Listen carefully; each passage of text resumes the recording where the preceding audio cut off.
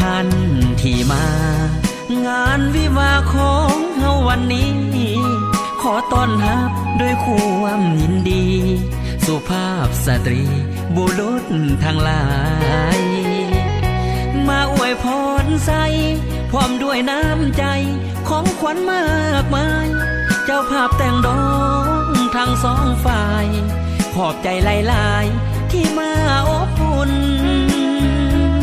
บัดนี้พี่น้องเจ้าภาพแต่งดองขอเชิญทุกท่านเชิญรับประทานอาหารและห่วมสำราญเป็นเกียรติพ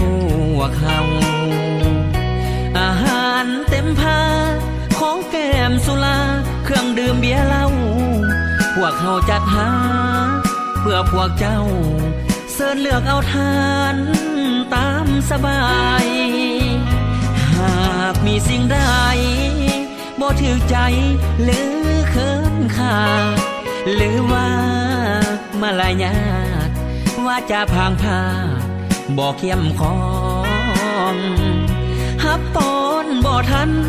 หลายสิ่งหลายอันขาดตกบกพร่องพวกเขาเจ้าภา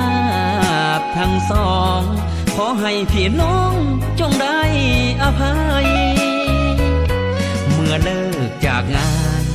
เดินทางกลับบ้านขอให้มีโศกอย่ามีทุกข์มีโศกอย่ามีโลกเบียดเบียนหาวีอายุมันยืน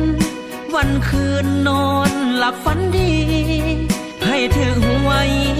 ลอตเตอรี่เป็นเศรษฐีเงินล้านทุกคน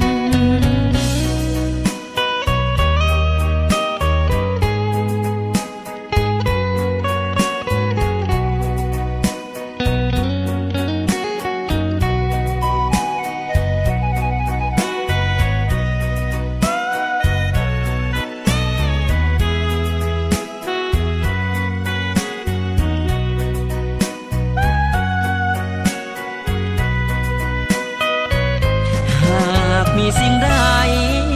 บ่ถูกใจหรือเคินขาหรือว่ามาลายาดว่าจะพางพาบ่เข้มข้องฮับปอนบ่ทันหลายสิ่งหลายอันขาดตกบกพร่องพวกเขาเจ้าภาพทั้งสอง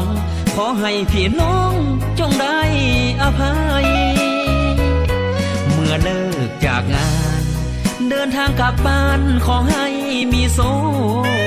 อย่ามีทุกข์มีโศก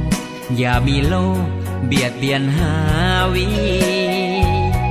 อายุมันยืน